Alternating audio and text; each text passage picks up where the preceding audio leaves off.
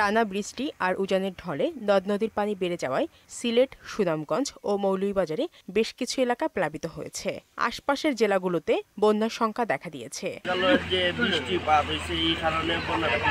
দুই দিন যাবত কেন্দ্রের মধ্যে অবস্থান করতেছে, অনেকের বাড়িঘর তলিয়ে গেছে, অনেক বাড়িঘর চলে গেছে, কিন্তু তারা বাড়িতে থাকতে পারে না। সিলেটের কয়েকটি পয়েন্টে পানি বিপদসীমার উপর দিয়ে প্রবাহিত হচ্ছে।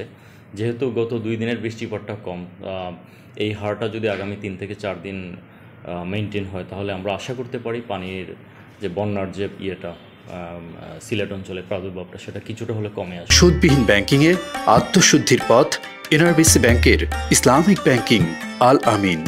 সুনামগঞ্জে চরম দুর্ভোগে পড়েছেন কয়েক লাখ মানুষ। অনেক সড়ক ডুবে গেছে। এছাড়া বেড়িবাঁধ ভেঙে যাওয়ায় যোগাযোগ বিচ্ছিন্ন দুর্গত এলাকা। বাসাতে পানি আইছে, বুঝলেন, আমরা মালগুলো আমরা নষ্ট হয়ে গেছে। বিপদ বন্ধ, পানি হইয়া পড়ে গেছে, কাস্টমার নাই, চলার মতো জো নাই। বন্যা হয় এই হাওড় এলাকাতে, এটার জন্য আমাদের প্রকল্প নেওয়া আছে। আমাদের 20টা নদী আমরা নিয়েছি। এটা নিয়ে প্রায় 2000 কোটি টাকা একটা প্রকল্প পরিকল্পনা মন্ত্রণালয় আছে। সার্বিকভাবে সিলেট, সুনামগঞ্জ রক্ষা পাবে, মৌলভীবাজার রক্ষা পাবে, সেই লক্ষ্যে আমরা কাজ করে আছি। এদিকে তিস্তার পানি বিপদসীমার উপর দিয়ে বইছে। অন্য নদ নদীর পানি বেড়ে যাওয়ায় রংপুরের অনেক নিচু এলাকা তলিয়ে গেছে।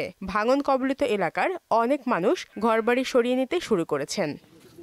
শারমিন স্বর্ণা, মোহনা সংবাদ।